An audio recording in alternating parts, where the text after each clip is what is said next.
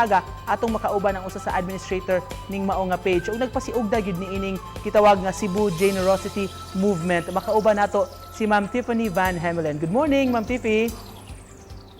Good morning, Sir Nico. Daghang salamat, ma'am, for joining us this morning. Can you tell us more about Cebu Generosity? Unsa man ni atong gihimo? Ang kaning Cebu Generosity, kuan ni siya, usan siya ka group sa Facebook. Kani siya pwede mi makahatag kung unsay ka nang gusto na mo i-donate for free sa mga nangailangan. So also ang mga members pwede pud sila mo add pud ani, so it is public for all. So pwede sila mag-post kung unsay lang kailangan. So kung kinsa may member na makatabang ato na member, so pwede ra sa jud na mag-meet up, nya maghatagay silang duha. So more on donations ni siya. So unsay pamaagi, ma'am, kung masud na ka sa grupo, pananglit ikaw nakalisod naman gidon crisis tungod sa pandemic, do na kay panginahanglan, mamahimo ka nga mo post bali. For how many weeks na manggod na murag nakabantay mi ang mga tao ang ilang kailangan kay pagkaon, muto nag-post ko na if pwede lang ang katong mga members na muhatag, mas maayo ihatag nila mga pagkaon or mga bugas or mga unsay kailangan jud sa mga tao, kay murag mo may mas importante karon kay murag ang mga tao ron naglisod.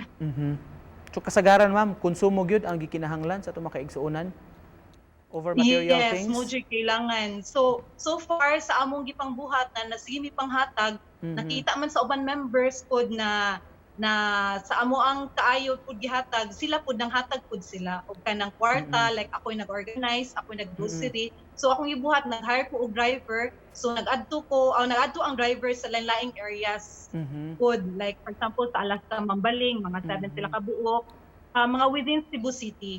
So yung mga realizations nimo aning pag-start mo sa movement, ma'am, generous ba gyud ang mga Subuanon?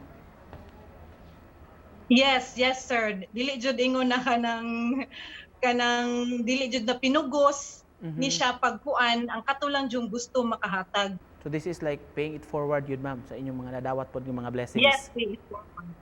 Yes, gi-encourage jud na mo ang mga tao na kanang kung mahimo bisag naay gamay makahatag, isa ila pud i-share sa uban na wala pud.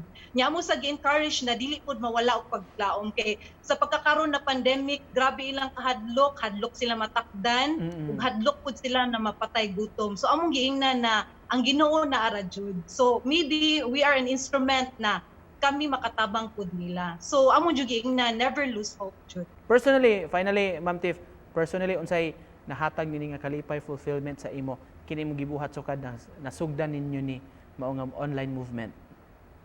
Nindot ang feeling kana bitong inig chat sila nako na ma'am, salamat kaayo kana makadungog ka sa word na salamat, dili jud ikabayran.